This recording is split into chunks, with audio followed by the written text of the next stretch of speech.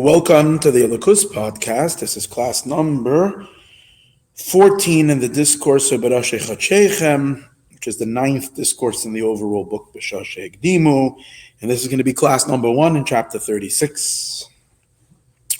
So in the last couple of classes, we were learning the idea that the lights and the vessels are commensurate with each other. And the way it works is that the more a presence of vessel, the more the increase of the vessel is the decrease of the light, and the increase of the light is the decrease of the vessel. But according to all of this, it would seem to imply that in the light itself, the lights would be essentially all would be indifferentiable, the lights of all the sphirot, the lights of all the worlds. The deciding factor over here is a vessel. Bring me a thick vessel. The light then has a problem because the thick vessel, due to its density, so therefore the light shines in the vessel only to a minimal, because the density of the vessel does not allow in the light. However, bring in a more refined vessel. Because the rest of the vessel is more refined, and the light can manifest more in the vessel. So it's really almost only dependent on the reciprocity, on the ability to receive that's in the vessel. In accordance to that, the light will land in the vessel. Over here, however, in chapter 36, he really turns it around.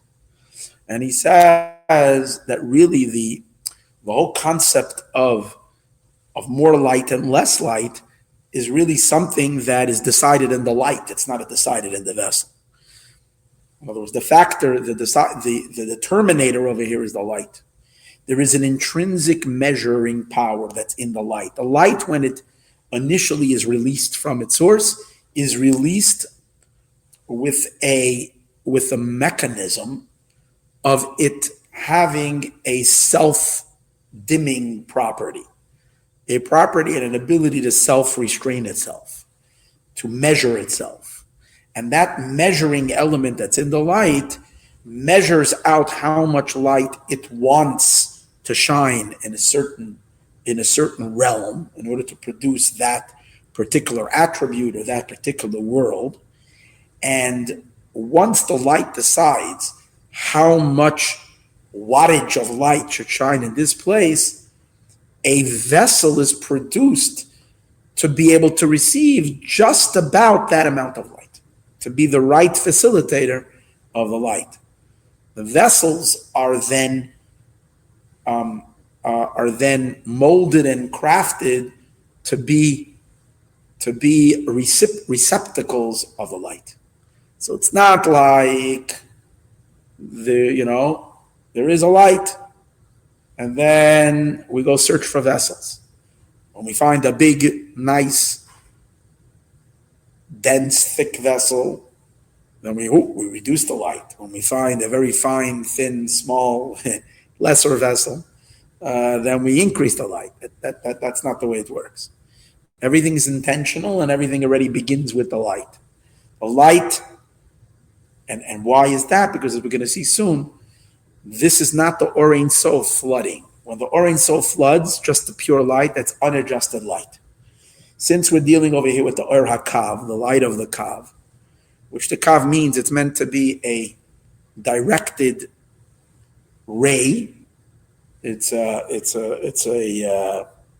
focused line, and that element of that Kav has intention to become to move from brightness to in a constant state of dimming itself. And in each level it produces vessels that match that light. That's what he's going to be machadish. That's the outlook of earlier chapters. We had the general idea that the lights and the vessels work together in the sense that when the lights that when we have, depending on the vessels, that's how the light will shine. But we put the main emphasis on the vessels, that the vessels are the ones that will dictate to the light how much light can come in. But here he's turning it around and he says, no, it really begins in the light. It's a measured light that wants to shine only in a measured way, not in a limitless way.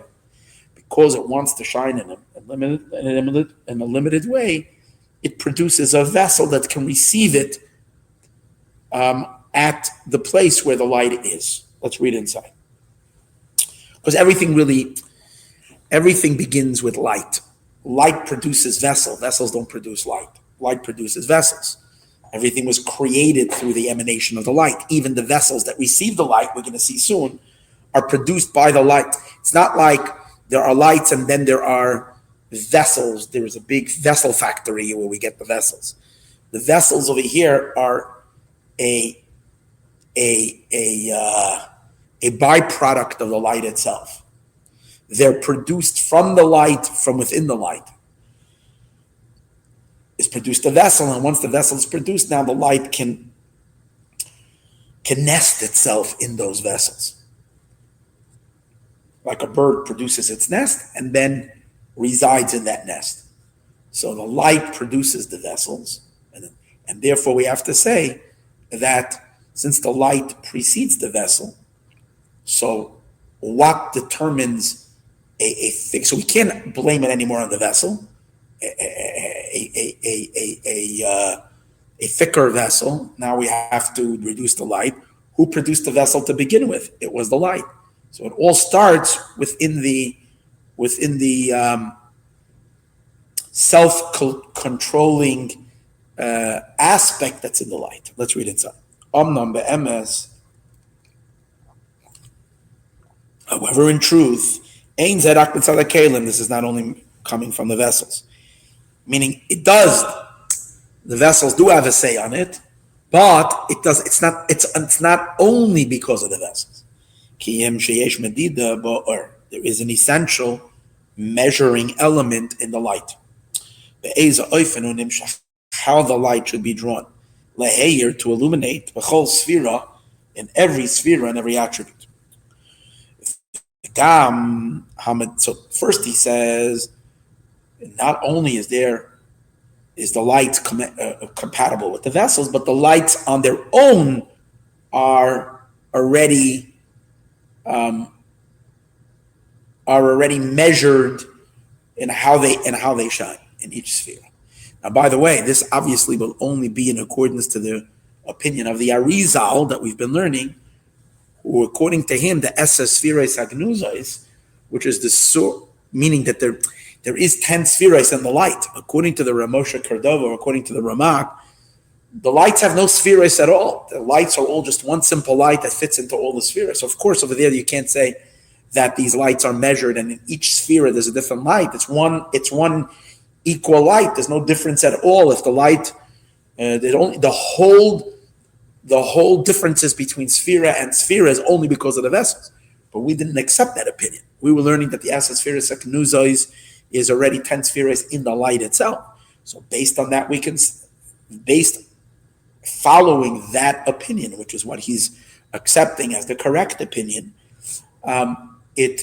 we then continue this idea further that not only is there 10, but maybe all 10 are all uniform in the sense, in terms of the power of its brightness, it just has a different subtle flavor to it. He says, no, there is a measuring that there is some element of measuring power in those lights of the light of Chachma should come in such a powerful way, and the light of Bina should be more of a reduced light.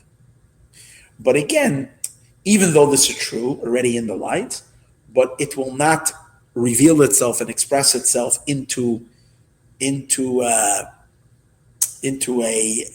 manifest state unless there are vessels. When there are vessels, then the lights, and in order to produce the vessels, that's when the lights exhibit their self-restraining entity. It's still true what we said earlier, that higher than the light going into vessels, all the lights are the same. And we're learning in this discourse that's only when the light heads into the vessels, that's when there's up and down.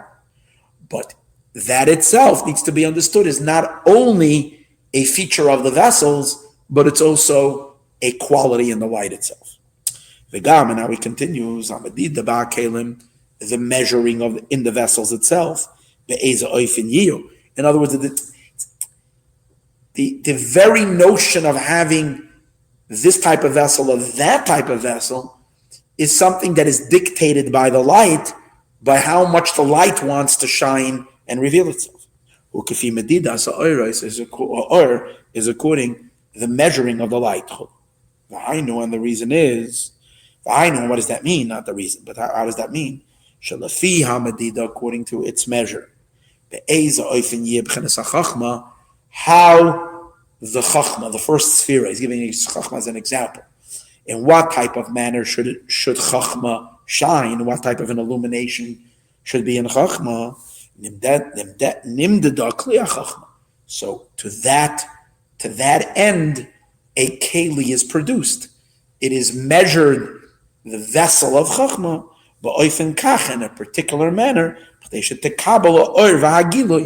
order for it to be able to receive the light and the revelation, the b'chenes chachma of the element of wisdom, the way the wisdom, the light of wisdom, has chosen to manifest. Obviously, as God has chosen it, but as that has decided that it needs to be, and similar to, and now in order to facilitate that, we created a vessel. Okay, high government, the same as also B'shara spheres and all the other attributes. Originates in a measuring out of the light itself. The idea is as follows: Commissioners Bar El Perek has. Now, in order to further this point, that the origins of the measuring element is in the light, not in the vessel, will further be understood and actually proven from the idea that vessels aren't even in existence until the light produces them. And this is based on the idea that only the light, which is a revelation of the Ein Sof. What's the difference between light and vessel? Vessel is limitation. Light is expression and revelation. So you can't bring something into existence unless there's expression and revelation. Expression and revelation of who? Of God. Of God. God is revealing his power to execute something, to deliver something, to create something, to bring something into existence. Let that be a creation, let that be a emanation, whatever it is. It's God's, he's projecting it into existence. So there has to be revelation, which revelation is all from the light. So nothing can be produced without light. And therefore it says, we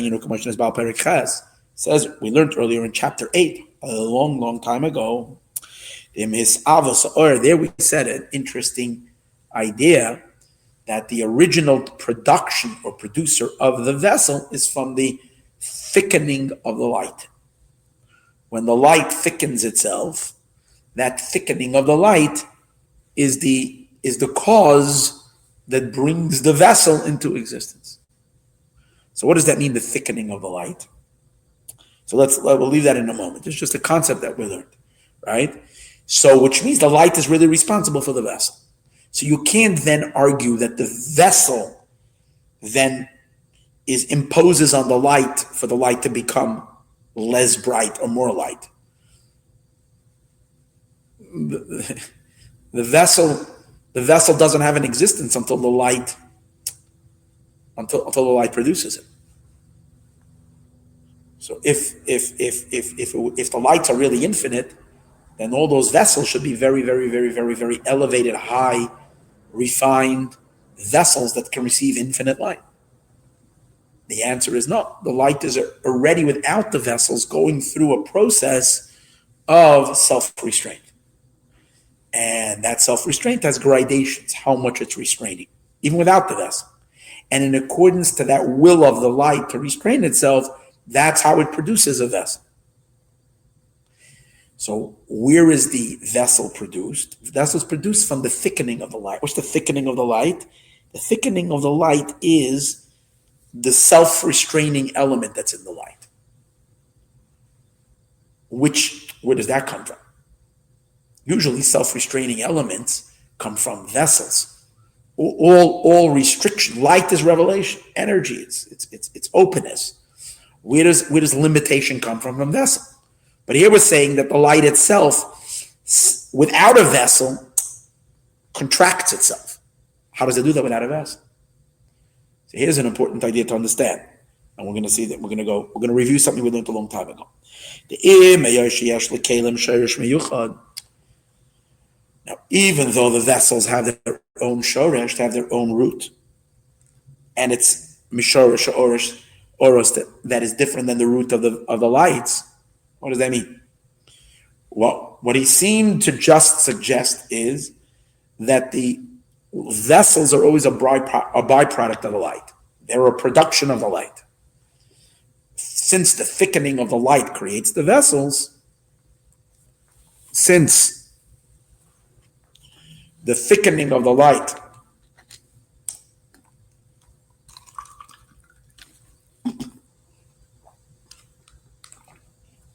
since it is this thickening of the light that creates the vessels,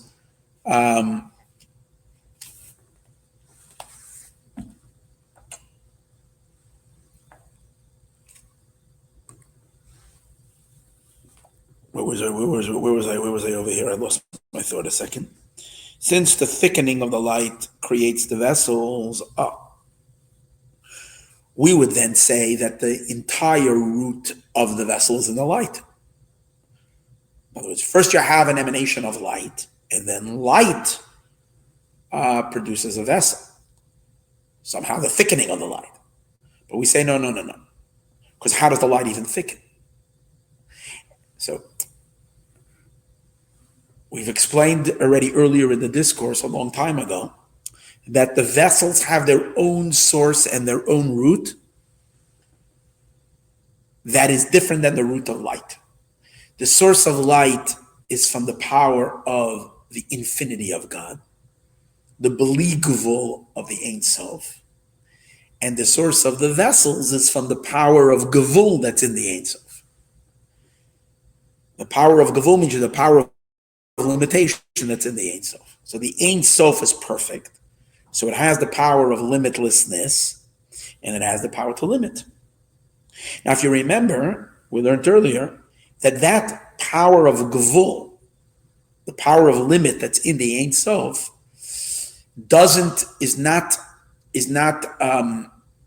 needs to be revealed, because while it is embedded in the limitlessness of Hashem, it doesn't have any noticeable existence. So we learned that what happens is, first there is a tzimtzum. First there is only Or Ein Sof, infinite light. And then you have no root and no source for vessels. Pure Or Ein Sof.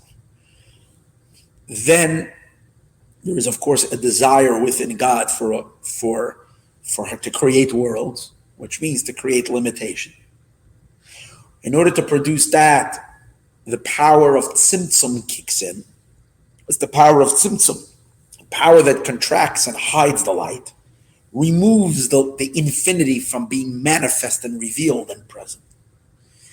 That uncovers, that reveals, when the infinite light gets hidden, now you can begin to see in God the power to limit. And remember what that's called. Remember, we learned that's called the Rishimu. The Oisi Oisa Rishimu, the letters of Rishimu. Rishimu is the Koach HaGevul, the power of limitation that's in the Ein Sof. That Koach HaRishimu, that's the root and the source of the vessels. That's the root of the vessel. Which means that the vessels have their own source. Why are we just saying, however, that the vessels are completely produced by the lights? That's what we're learning. We're saying that the vessels are a misavasa or nasa keli. That from the thickness of the vessel, from the thickness of the light, this produces the vessel. But didn't we say that that's what he's challenging over here? The vessels have their own source in the Koach HaRishimu. And the answer is true. The vessels have a source in the power of God to limit. That's the source. And they later will turn out as the literal vessels that are limiting powers. However,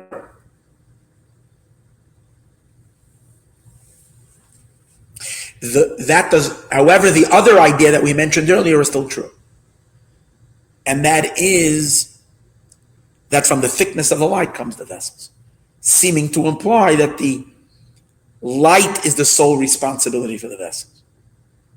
How can you then reconcile both these ideas, that the vessels have its own source? The answer is like this. What kind of thickening of light? Let's start the other way around. Of course, in order to produce anything, we said earlier, you need light. So even to produce a vessel, you need light. Because only light, which is expression of God, can bring something into beingness. However, if light would be bringing into existence without any interference, the light would only be able to produce infinity. Because the light is infinite, an expression of an infinite being, and therefore all of its production, so to speak, would be Ein Sof. So what has to happen? The light gets fed through the Oisi Ois HaRishimo. Hashem, almost like, look at it like a needle, like a thread. Take a thread and stick it through a hole of a needle. Hashem feeds the infinite light through the hole of the letters of the Rishima, which would be like, again, threading the needle. That needle, that's the Oisi Ois HaRishimo. The light that's coming through, once it's passed through the Oisi Ois HaRishimo, is called the Kav, a narrow light. Why is it narrow? Because it came through the Oisi Ois HaRishimo. And now, what it does is, it imparts onto the light in a concept called the thickening of the lights. What does that mean?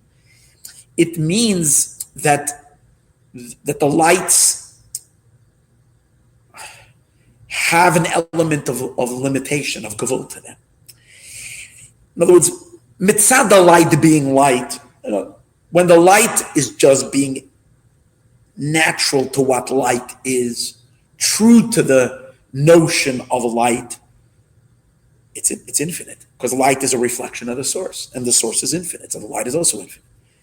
The light has no properties of limitation. But since the light was fed through the Koach HaRishimo, those Oisi Ois HaRishimo, they impart upon the light their quality of gavul. So they impress upon the light an element of gavul, which then produces within this light this, what we call the thickening of the light, which then is realized in the vessels being produced from the light. So now we can understand that both are true. In the actual literal production of the vessels only can be produced by the light, and the light literally produces the vessels. But as we said earlier, light shouldn't produce a vessel. Why is light producing a vessel? Because we said it's from the thickening of the light. How does the light become thick? That's because there are limitations that were placed on the light, and it's just that the light cancels it, kind of. You don't see it. Those limitations that are coming, those limitations that have been implanted onto the light or imparted onto the light but when the light is shining, intends to shine in a limited fashion, that's when the thickening of the light, of the limitation that's in that light, produces the vessel.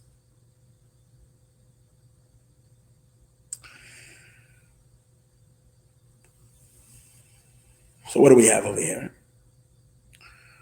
But the concept that he's developing in this class, that the lights have a quality of limitation even before the vessels, is 100% true, as we said. And then the vessels are created to match that light. And yes, true. What really produces in the light this or what enables the light or imbues in the light this medida, this measuring? Yeah, that's because of the source of the vessels that is higher than the light. And what is that? That's the Oisias Rishimo. The letter is the Rishimo, which the power of the Rishimo makes and results that the light is not Ein Sof. It's the Tzimtzum and the Rishimo together. The Tzimtzum hides the pure infinity of the Ein Sof. Then when there is a re-emanation of light of the infinity, because it came after the Tzimtzum, it's already weaker, and it is welcoming for a limiting power to limit it. In other words, without the Tzimtzum, then the light wouldn't welcome any. It would not be. What we might call when you take an animal and you domesticate it. This light would be wild. The fact that the light is now tame enough, is what I'm looking for. The fact that the light is tame, that you could restrain it, that allows you to put like on an animal, you put the animal has to be a certain calmness. When they want to take a wild beast for a medical procedure or something like that, they first shoot it with a tranquilizer, and the animal goes down. It's kind of either tame or either it's knocked out completely. Then they can take it and you can put the chains on it, you can rope it in, you can lasso it or whatever it is. Same as with the Ein Sof. The Ein Sof in its full potent power and its infinity doesn't lend itself to any limitations. So first there has to be a tzimtzum. Tzimtzum blocks the light. By blocking it, it weakens it. Then when the light shines back out, it's still Ein Sof, but it's at least, and now it's lassoable. That means you can put it through the Rishimo. Once it goes into the Rishimo imparts into the light itself a measuring element for the light to measure itself.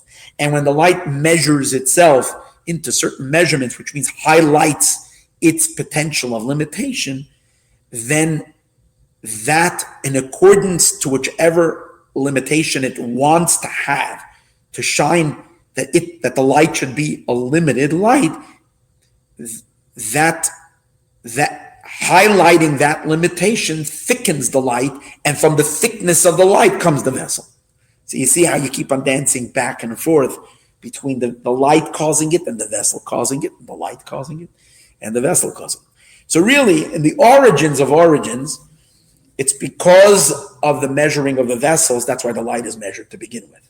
So what we learned earlier in the chapter, that the measured vessels are what cause the lights to be measured. That is true on a higher level, because all measuring begins with the Rishimo, and the Rishimo is the source of the Kalim. But that's only in the original source.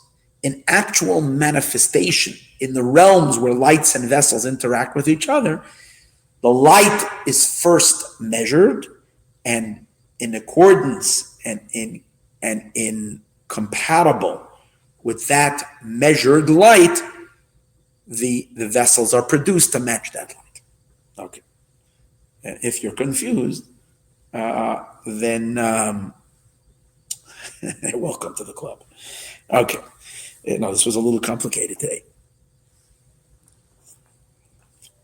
From the thickness of the light becomes the vessels. Even though the vessel has its own shorish, mishorish oros, that's different than from the root of the light. The actual hishavos of the vessels, in the literal sense, the light produces the vessels. Va'alkein, and therefore, Nesava hakeli k'fi oifen ha'or, the vessel was produced in accordance to the measure, to the quality of the light. V'hainu, what does that mean? Shetei muchenes, that it should be prepared l'kabbalas ha'or, to receive the light. The ikar hamadida hu ba'or, and the main measurement is measuring power is in the light. In which manner it should shine in the world, and based on how the light wants to shine in the world, and the chachma should shine like this, and the bina should shine like that. In accordance to that, the vessels are produced. Now we're going to be learning a parenthesis, which we're not going to do today. Do a next class in which he's going to kind of develop the idea that we discussed earlier about the interplay of the shoresh and then in the actual state. But we'll leave that Be'ez Hashem for next class.